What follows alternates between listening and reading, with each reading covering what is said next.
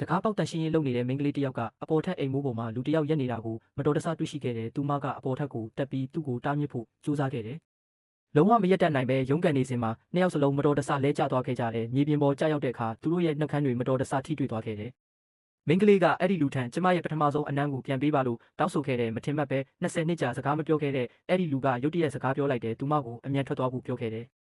ဒီမြင်ကွင်းကိုမြင်လိုက်တဲ့သူ့အဖေကအလွန်အံ့အားသင့်သွားခဲ့တယ်20နှစ်ကြာမော်နာဖြစ်နေခဲ့တဲ့သူသားစကားပြောနိုင်ရင်စကားတစ်လုံးတိုင်းအတွက်ဒေါ်လာ30သူညပေးမယ်လို့မိန်းကလေးကိုပြောခဲ့တယ်မိန်းကလေးကမတွတ်ဆုပ်ပဲသဘောတူခဲ့တယ်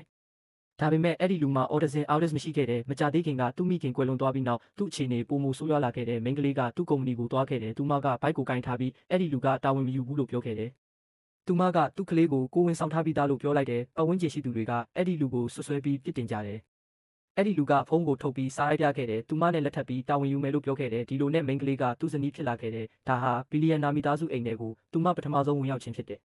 အဲ့ဒီအချိန်မှသာသူ့နေစဉ်ဘဝဟာဘလောက်ခက်ခဲလဲဆိုတာသူမသိရှိခဲ့တယ်သူ့ဖေကနောက်ထပ်အိမ်အောင်ပြုထားတဲ့မိန်းမမိထွေးနဲ့မောင်တယောက်ကသူ့ကိုမကြာခဏနှိမ်ချကစော်ကားကြတယ်စကားမပြောနိုင်တာကိုလည်းလှောင်ပြောင်ကြတယ်ဒီလိုတွေကြားပြီးနောက်မိန်းကလေးကအရန်ဒေါသထွက်ခဲ့တယ်သူမကအဲ့ဒီမိထွေးနဲ့မောင်ကိုသင်ခန်းစာတစ်ခုပေးနိုင်အောင်ကူညီခဲ့တယ်အဲ့ဒီညမှာမိန်းကလေးကအဲ့ဒီလူကိုဓာတ်ပုံတစ်ပုံကိုမျက်လုံးမလုတ်ပဲကြည့်နေတာတွေ့ခဲ့တယ်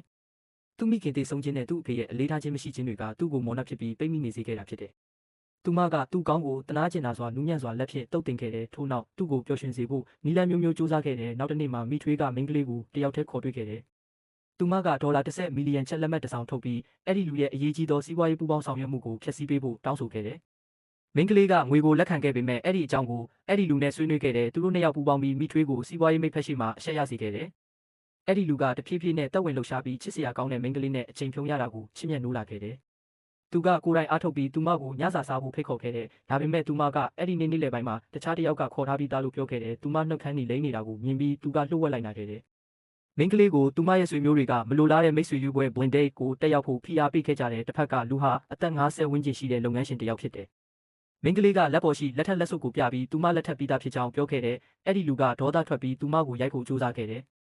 ကံကောင်းစွာနဲ့အဲ့ဒီလူရောက်လာပြီး blind date ကိုလက်နဲ့တိုက်ခိုက်ကကာကွယ်ခဲ့တဲ့စားတောက်ဆိုင်ကထွက်လာပြီးနောက် blind date ကသူတို့နှစ်ယောက်ကိုအတူတူတွေ့မြင်လိုက်တဲ့ဒေါသဖြင့်သူ့ကားကိုသူတို့စီမောင်းနဲ့တိုက်ခိုက်ဖို့ကြိုးစားခဲ့တယ်။အဲ့ဒီလူကမြ мян ဆန်ဆန်မိန်းကလေးကိုဆွဲဖယ်ကားကိုရှောင်ရှားနိုင်ခဲ့တယ်။သူမဒဏ်ရာရသလားလို့စိုးရိမ်စွာမေးမြန်းခဲ့တယ်။ဒါပေမဲ့မိန်းကလေးကသူပြန်ပြီးစကားပြောနိုင်တာကိုမြင်ရတဲ့အတွက်အလွန်ဝမ်းသာအံ့အားသင့်ခဲ့တယ်